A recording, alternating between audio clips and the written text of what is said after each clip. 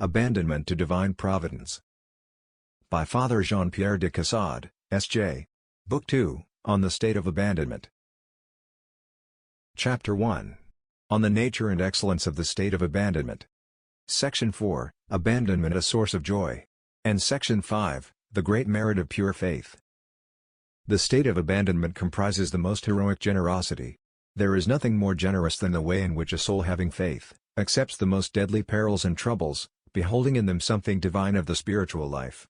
When it is a question of swallowing poison, of filling a breach, of slaving, for the plague-stricken, in all this they find a plenitude of divine life, not given to them drop by drop, but in floods which inundate and engulf the soul in an instant. If an army were animated by the same ideals it would be invincible. This is because the instinct of faith is an elevation and enlargement of the heart above, and beyond all that is presented to the senses. The life of faith, and the instinct of faith are one and the same. It is an enjoyment of the goods of God, and a confidence founded on the expectation of His protection, making everything pleasant and received with a good grace. It is indifference to, and at the same time a preparation for every place, state, or person. Faith is never unhappy even when the senses are most desolate. This lively faith is always in God, always in His action above contrary appearances by which the senses are darkened. The senses, in terror, suddenly cry to the soul, "Unhappy one! You have now no resource, you are lost," and instantly faith with a stronger voice answers, "Keep firm, go on, and fear nothing."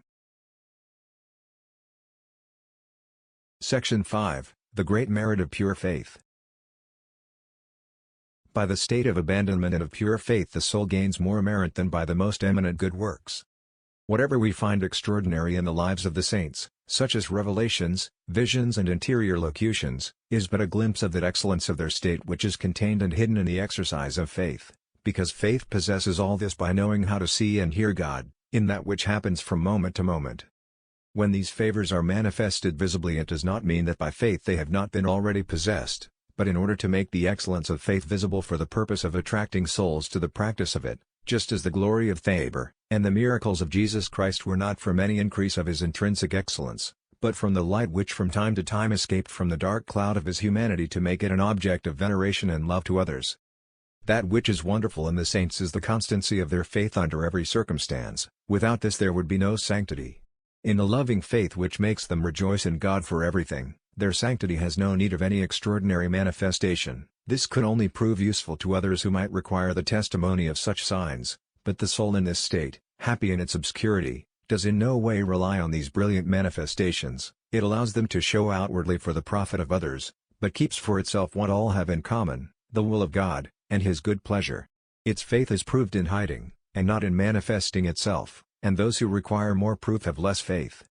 Those who live by faith receive proofs, not as such, but as favors from the hand of God, and in this sense things that are extraordinary are not in contradiction to the state of pure faith.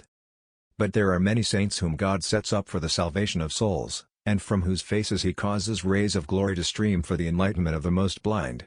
Of such were the prophets and the apostles and all those saints chosen by God to be set in the candlestick of the Church. There will ever be such, as there ever have been.